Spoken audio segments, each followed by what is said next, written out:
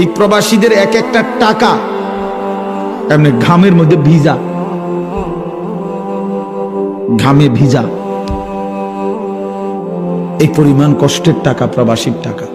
আমি তো দেখছি আমার জীবনে, আমি যে কয়বারই হজ ওমরায় গেছি প্রবাসীদেরকে দেখছি তাদের রুমে। আমি দুবাই গেছিলাম কিছুদিন আগে, হায় রে এয়ারপোর্টে দেখছি আমার প্রবাসী বাংলাদেশ কান্দা, আমারে দেখা ছেলে ফেলে, অনেক ছেলে কি কান্দা যে কাঁদছে জড়ায় ধরে ধরে এক এক ছেলে, যে হুজুর আপনার কথা শুনি আমরা, কিন্তু কয় যে হুজুর কি কষ্টে আছি, আল্লাহর কসম জীবনের কোনো সুখ বলতে, আনন্দ বলতে কিচ্ছু নাই, শুধু কাম আর কাম, শুধু কাজ আর কাজ।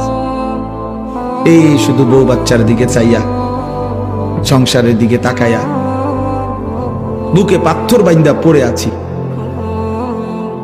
অসংখ্য প্রবাসী কলিজার কষ্ট তো বলে না রে বাপ, সে কি পরিমাণ কষ্ট করে। হ্যাঁ, এত কষ্টের বিনিময়ে 32 বছর, এইবারও দেখছি এক ভাই জিদ্দা থাকে 32 বছর ধরে। তো বেটা যদি 32 বছর বিদেশেই করে, সৌদি আরব থাকে, এই বেচারা জীবনের আনন্দ আর কি, তার জীবনটা তো এমনি শেষ না? তাহলে 32 বছর জীবনের সুখ আনন্দ বিসর্জন দিয়ে যে মানুষটা সংসারের জন্য এত কিছু করলো, সে যদি আয়সা দেখে তার ছেলেটা এক ওয়াক্ত নামাজ পড়ে না, মেয়েটা পর্দা করে না, বউ পর্দা করে না, বাজারে মার্কেটে ঘোরে, ছেলেটা সারা রাত মোবাইলে উলঙ্গ ছবি দেখে, গেমস খেলে, আমার বাপ, এর চাইতে বড় জুলুম, বেইনসাফি আর কিছু হইতে পারে না। এটা অনেক বড় অন্যায়।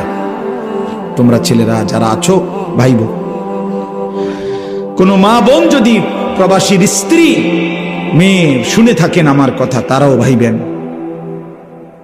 আপনার স্বামী, আপনি যে পরিমাণ বেপরদিগি করেন, আপনি মনে করতেছেন আপনি ধনির দুলালি, না, আপনার স্বামীর এক একটা টাকা প্রবাস থেকে যা পাঠায়, এটা ঘামে ভিজা ভিজা, এটার পিছনে 14 ঘন্টা ডিউটি, 12 ঘন্টা ডিউটি, 16 ঘন্টা ডিউটি করে, 16 ঘন্টা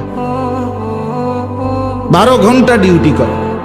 আমরার মতো এসব ফাঁকিবাজি ডিউটি, আমাদের দেশের মতো একটা সেকেন্ডে এদিক সেদিক হলে কারামা, মানে জরিমানা। এই জন্য ভাই আমার, বন্ধু আমার, মনের আবেগে এই কথাগুলো বলে ফেললাম।